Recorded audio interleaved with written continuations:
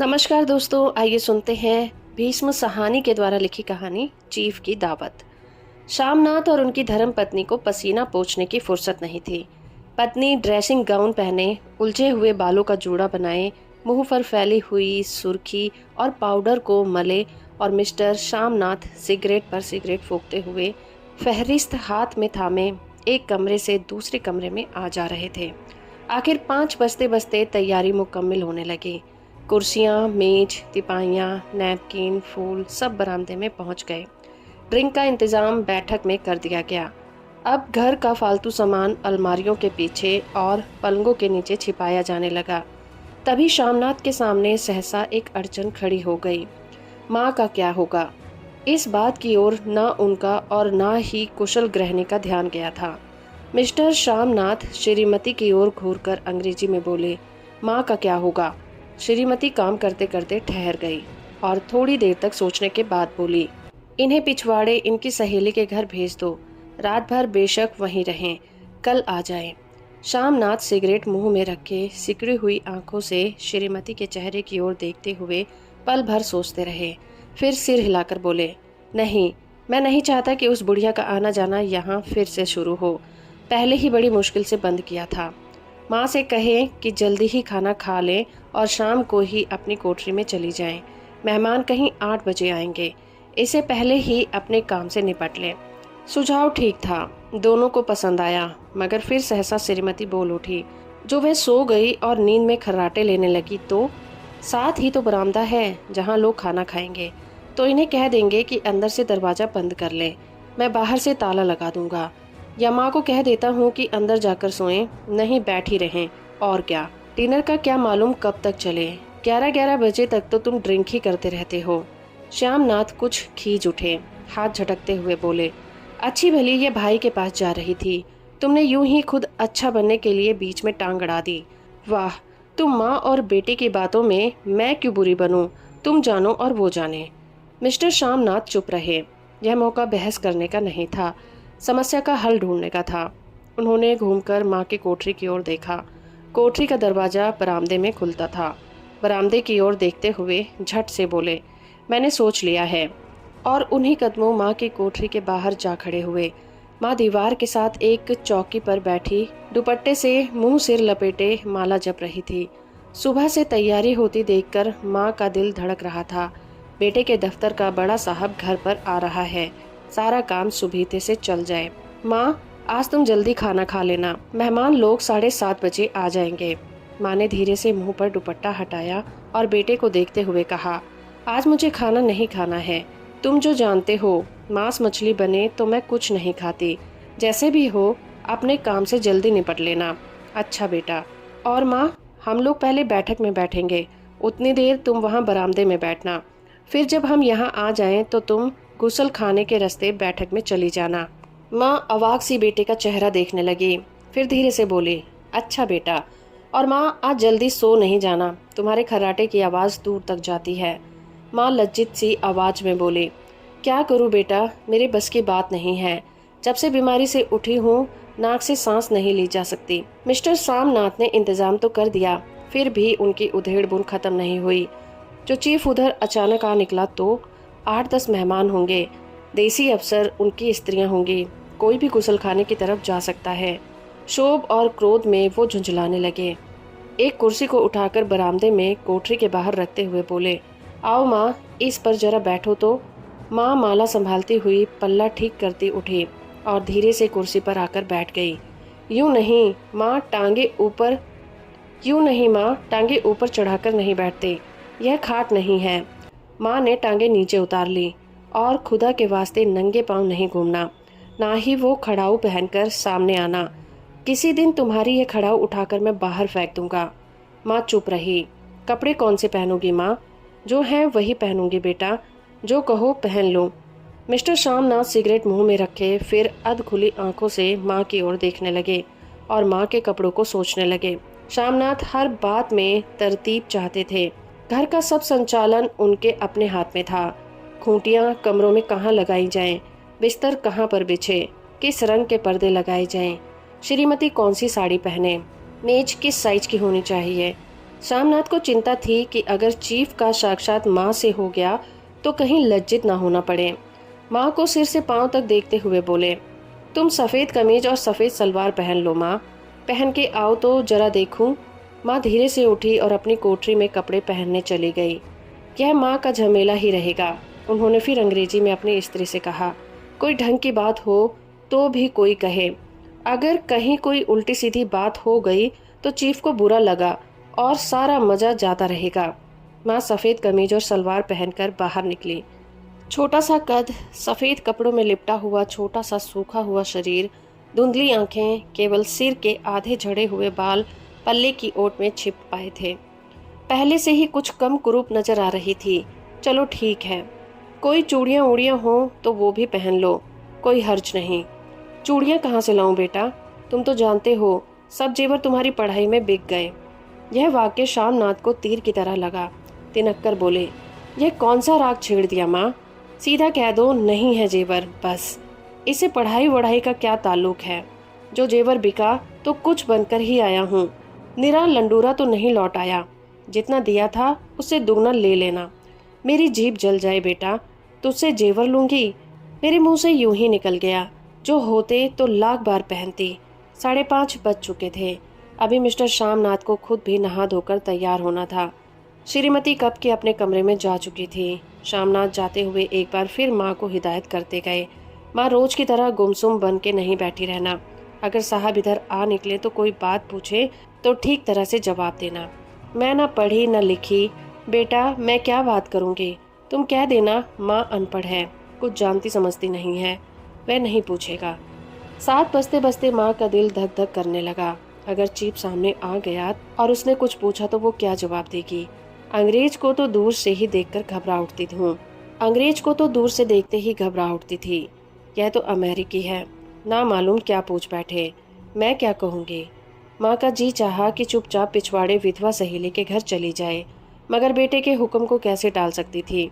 चुपचाप कुर्सी पर टांगे लटकाए वैसे ही बैठी रही। एक कामयाब पार्टी वह है जिसमें ड्रिंक कामयाबी से चल जाए।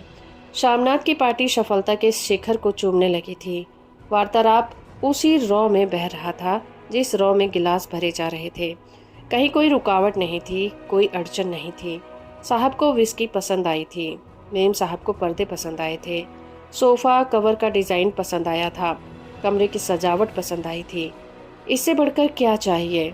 साहब को ड्रिंक के दूसरे दौर में ही चुटकुले और कहानियां कहने लग गए थे। दफ्तर में जितना रौब रखते थे यहाँ पर उतने ही दोस्त परवर हो रहे थे। और उनकी स्त्री काला गाउन पहने, गले में सफ़ेद मोतियों का हार, सेंट और पाउडर की महक से ओत प्रोत कमरे में बैठी सभी देसी स्त्रियों की आराधना का केंद्र बनी हुई थी। बात बात पर हंसती, बात बात पर सिर हिलाती, और शामनाथ की स्त्री तो ऐसे बातें कर रही थी जैसे उनकी पुरानी सहेली हो। और इसी रो में पीते पिलाते 10:30 बज गए। वक्त गुजरते पता ही नहीं चला। आखिर सब लोग अपने अपने गिलासों में से आखिरी घूंट पीकर खाना खाने लग गए। उठे और बैठक से बाहर निकले। आगे आगे शामनाथ रास्ता दिखाते हुए, पीछे चीफ और दूसरे मेहमान। बरामदे में पहुंचते ही शामनाथ सहसा ठिठक गए। जो दृश्य उन्होंने देखा उससे उनकी टांगें लड़खड़ा गई और क्षण भर में नशा हिरन हो गया। बरामदे में एन कोठरी के बाहर माँ अपनी कुर्सी पर जो कि तो बैठी थी, मगर दोनों पांव कुर्सी की सीट पर रखे हुए थे और सिर बाएं से दाएं और दाएं से बाएं की तरफ झूल रहा था, और मुंह में से लगातार गहरे खर्राटों की आवाज़ें आ रही थी। पर सिर पर कुछ देर के लिए टेढ़ा होकर एक तरफ को थम जाता तो खर्राटे और भी गहरे हो जाते थे, और फिर जब झटके से नींद टूटती तो सिर फिर दाएं से बाएं झूलने लगता। पल्ला सिर से खिसक गया था और माँ के झरे हुए बाल आधे गंजे सिर पर अस्त व्यस्त बिखरे हुए थे। देखते ही शामनाथ क्रुद्ध हो उठे। जी चाहा कि माँ को धक्का देकर उठा दे और उन्हें कोठरी में ढकेल दे, मगर ऐसा करना संभव नहीं था। चीफ और बाकी मेहमान पास खड़े हुए थे। माँ को देखते ही देसी अफसरों की कुछ स्त्रियां हंस दी कि इतने में चीफ ने धीरे से कहा, पुअर डियर। माँ हड़बड़ा के उठ बैठी। सामने खड़े इतने लोगों को देखकर ऐसी घबराई कि कुछ कहते न बना। झट से पल्ला सिर पर रखती हुई खड़ी हो गई और जमीन को देखने लगी। उनके पांव लड़खड़ाने लगे थे और हाथों की उंगलियां थर थर कांपने लगी थीं। माँ तुम जाके सो जाओ, तुम क्यों इतनी देर तक जाग रही थी? और खिसियाई हुई नजरों से सामनाथ चीफ के मुंह की तरफ देखने लगे। चीफ के चेहरे पर मुस्कुराहट थी। वहीं खड़े खड़े बोले, नमस्ते। माँ ने झिंझलाते हुए कहा, अपने में सिमटते हुए दोनों हाथ जोड़े, मगर एक हाथ दुपट्टे के अंदर माला को पकड़े हुए था, दूसरा बाहर। ठीक तरह से नमस्ते भी न कर पाई। शामनाथ इस पर भी खिन्न हो उठे। इतने में चीफ ने अपना दायां हाथ मिलाने के लिए माँ के आगे किया। माँ और भी घबरा उठी। माँ, हाथ मिलाओ। पर हाथ कैसे मिलाती? दाएं हाथ में तो माला थी। घबराहट में माँ ने बायां हाथ ही साहब के दाएं हाथ पर रख दिया। शामनाथ दिल ही दिल में जल उठे। देसी अफसरों की स्त्रियां खिलखिलाकर हंस पड़ी। क्यों नहीं माँ, तुम तो जानती हो दायां हाथ मिलाया जाता है। दायां हाथ मिलाओ। मगर तब तक चीफ माँ का दायां हाथ ही बार बार हिलाकर कह रहे थे, हाउ डू यू डू। कहो माँ, मैं ठीक हूँ, खैरियत से हूँ। माँ कुछ बड़बड़ाई। माँ कहती है, मैं ठीक हूँ। कहो माँ, हाउ डू यू डू। माँ धीरे से सकुचाते हुए बोली, हो डू डू। एक बार फिर कहा उठा। वातावरण हल्का होने लगा। साहब ने स्थिति संभाल ली थी। लोग हंसने चहकने लगे थे। शामनाथ के मन का शोभ भी कुछ कुछ खत्म होने लगा था। साहब अपने हाथ में माँ का हाथ अब भी पकड़े हुए थे और माँ सिकुड़ी जा रही थी। साहब के मुंह से शराब की बू आ रही थी। शामनाथ अंग्रेजी में बोले, मेरी माँ गांव की रहने वाली है, उम्र भर गांव में रही है, इसीलिए आपसे लजाती है। साहब इस पर खुश नजर आए। बोले, सच, मुझे गांव के लोग बहुत पसंद हैं। तब तो तुम्हारी माँ गांव के गीत और नाच भी जानती होगी। चीफ खुशी से सिर हिलाते हुए माँ को टिकटिकी बांधे देखते लगे। चीफ खुशी से सिर हिलाते हुए माँ को टिकटिकी बांधे हुए देखने लगे। माँ, साहब कहते हैं कोई गाना सुनाओ, कोई पुराना गीत, तुम्हें कितने ही याद होंगे। माँ धीरे से बोली, मैं क्या गाऊंगी बेटा, मैंने कब गाया है। वाह माँ, मेहमान का कहा भी कोई टालता है। साहब ने इतना रीत से कहा है, नहीं गाओगी तो साहब बुरा मान जाएंगे। मैं क्या गाऊं बेटा, मुझे क्या आता है। वाह, कोई बढ़िया टप्पे सुना दो, दो पत्तर अनारा दे। देसी पुत्र और उनकी स्त्रियों के इस सुझाव पर तालियां पीटी। माँ कभी दीन दृष्टि से बेटे के चेहरे को देखती, कभी पास खड़ी बहू के चेहरे को। इतने में बेटे ने गंभीर आदेश भरे लहजे में कहा, माँ, इसके बाद हाँ या ना सवाल नहीं उठता था। माँ बैठ गई और क्षीण दुर्बल लर्जती आवाज में उसका पुराना विवाह का गीत गाने लगी। हरिया नी मावे, हरिया नी भेणे, हरिया ते भागी भरिया है। देसी स्त्रियां खिलखिलाकर हंस उठी। 3 पंक्तियां गा के माँ चुप हो गई। बरामदा तालियों से गूंज उठा। साहब तालियां पीटना बंद ही नहीं करते थे। शामनाथ की खींच प्रसन्नता और गर्व में बदल उठी थी। माँ ने पार्टी में नया रंग भर दिया था। तालियां थमने पर साहब बोले, पंजाब के गांवों की दस्तकारी क्या है। शामनाथ खुशी से झूम रहे थे और बोले, ओ बहुत कुछ साहब, मैं आपको एक सेट उन चीज़ों का भेंट करूंगा, आप उन्हें देखकर खुश हो जाएंगे। मगर साहब ने सिर हिलाकर अंग्रेजी में फिर पूछा, नहीं, मैं दुकानों की चीज़ नहीं मांगता। पंजाबियों के घरों में क्या बनता है, औरतें खुद क्या बनाती हैं। शामनाथ कुछ सोचते हुए बोले, लड़कियां गुड़ियां बनाती हैं और फुलकारियां बनाती हैं। फुलकारी क्या? शामनाथ फुलकारी का मतलब समझाने की असफल चेष्टा करने के बाद माँ से बोले, क्यों माँ, कोई पुरानी फुलकारी घर में है? माँ चुपचाप अंदर गई और अपनी पुरानी फुलकारी उठा लाई। साहब बड़ी रुचि से फुलकारी देखने लगे। पुरानी फुलकारी थी, जगह जगह में उसके तागे टूटे हुए थे और कपड़ा फटने लगा था। साहब की रुचि को देखकर शामनाथ बोले, ये फटी हुई है साहब, मैं आपको नया बनवा दूंगा। माँ बना देगी। क्यों माँ, साहब को फुलकारी बहुत पसंद है, इन्हें ऐसी ही एक फुलकारी बना दोगी ना? माँ चुप रही, फिर डरते डरते धीरे से बोली, अब मेरी नज़र कहाँ है बेटा, बूढ़ी आंखें क्या देखेंगे। मगर माँ का वाक्य बीच में ही तोड़ते हुए शामनाथ साहब से बोले, वह जरूर बना देंगे, आप उसे देखकर खुश हो जाएंगे। साहब ने सिर हिलाया, धन्यवाद किया और हल्के हल्के झूमते हुए खाने की मेज की ओर बढ़ गए। बाकी मेहमान भी उनके पीछे पीछे हो लिए। जब मेहमान बैठ गए तो माँ पर से सबकी नज़र हट गई और माँ धीरे से कुर्सी पर बैठ गई और माँ धीरे से कुर्सी पर से उठी और सबसे नज़रें बचाती हुई अपनी कोठरी में चली गई। मगर कोठरी में बैठने की देरी थी कि आंखों में छल छल आंसू बहने लगे। वह दुपट्टे से बार बार उन्हें पोंछती, पर वह बार बार उमड़ आते थे, जैसे बरसों का बांध टूटकर उमड़ आया हो। माँ ने बहुतेरा दिल को समझाया, हाथ जोड़े, भगवान का नाम लिया, बेटे के चिरायु होने की प्रार्थना की, बार बार आंखें बंद की, मगर आंसू बरसात के पानी की तरह जैसे थमते ही नहीं थे। आधी रात का वक्त हो गया था। मेहमान खाना खाकर एक एक करके जा चुके थे। माँ दीवार से सटकर बैठी आंखें फाड़ फाड़ कर दीवार को देखे जा रही थी। घर के वातावरण में तनाव ढीला पड़ चुका था। मोहल्ले की निस्तब्धता शामनाथ के घर भी छा चुकी थी। केवल रसोई में प्लेटों के खनकने की आवाज आ रही थी। तभी सहसा माँ की कोठरी का दरवाजा जोर से खटकने लगा। माँ, दरवाजा खोलो। माँ का दिल बैठ गया। हड़बड़ाकर उठ बैठी। क्या मुझसे कोई भूल हो गई? माँ कितनी देर से अपने आप को कोस रही थी कि क्यों उन्हें नींद आ गई, क्यों वो ऊँघने लगी। क्या बेटे ने अभी तक क्षमा नहीं किया? माँ उठी और कांपते हाथों से दरवाजा खोल दिया। दरवाजा खुलते ही शामनाथ झूमते हुए आगे बढ़ आए और माँ को आलिंगन में भर लिया। ओ अम्मी, तुमने तो आज रंग भर दिया। साहब इतने खुश हुए कि क्या कहूँ। ओ अम्मी। माँ की छोटी सी काया सिमटकर बेटे के आलिंगन में छुप गई। माँ की आंखों में फिर आंसू आ गए। उन्हें पोंछती हुई धीरे से बोली, बेटा तुम मुझे हरिद्वार भेज दो, मैं कब से कह रही हूँ। शामनाथ का झूमना सहसा बंद हो गया और पेशानी पर फिर तनाव के बल चढ़ गए। उनकी बाहें माँ के शरीर से हट आई। क्या कहा माँ? यह कौन सा राग तुमने छेड़ दिया?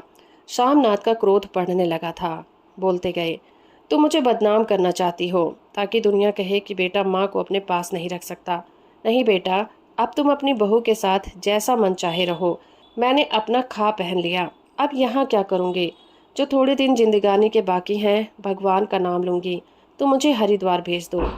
तुम चली जाओगी तो फुलकारी कौन बनाएगा? साहब से तुम्हारे सामने ही फुलकारी देने का इकरार कर दिया है। मेरी आंखें अब नहीं है बेटा जो फुलकारी बना सकूं। तुम कहीं और से बनवा लो, बनी बनाई ले लो। माँ, तुम मुझे धोखा देके यूं चली जाओगी, मेरा बनता काम बिगाड़ोगी।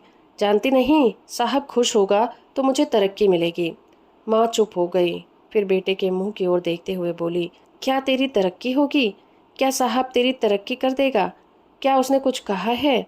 कहा नहीं, मगर देखती नहीं कितना खुश हो गया था। कहता था जब तेरी माँ फुलकारी बनाना शुरू करेगी तो मैं देखने आऊँगा कि कैसे बनाती है। जो साहब खुश हो गया तो मुझे इससे बड़ी नौकरी भी मिल सकती है।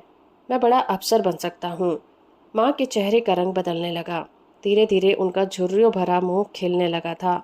आंखों में हल्की हल्की चमक आने लगी थी। तो तेरी तरक्की होगी बेटा, तरक्की यूं ही हो जाएगी। साहब को खुश रखूंगा तो कुछ करेगा, वरना उसकी खिदमत करने वाले और थोड़े हैं।